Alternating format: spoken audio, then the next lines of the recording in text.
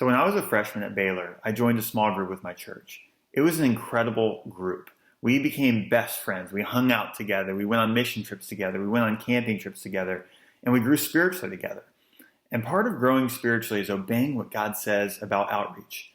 Go and make disciples of all nations, sharing your faith. And so as we shared with others what God was doing in our lives, our group began to grow.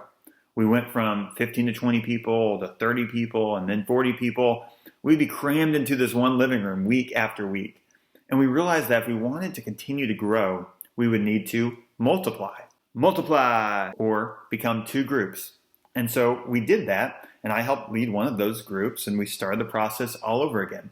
Well, fast forward to my senior year, and we had 6 life groups impacting nearly 100 people.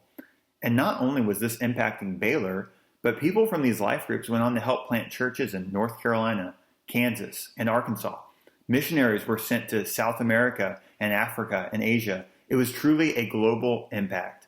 And it blew my mind that all this came from one simple small group. That's the power of multiplication.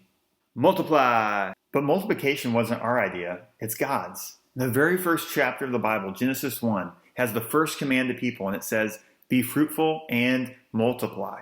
The promise to Abraham was that he would multiply. The promise to Israel was that they would multiply. And in the New Testament, the book of Acts, we see that the church of God multiplied. Habakkuk 2:14 says that the earth will be filled with the knowledge of the glory of the Lord as the waters cover the sea. And the same way the waters cover the earth, God desires his presence and people to be saturated in every location and sphere of society.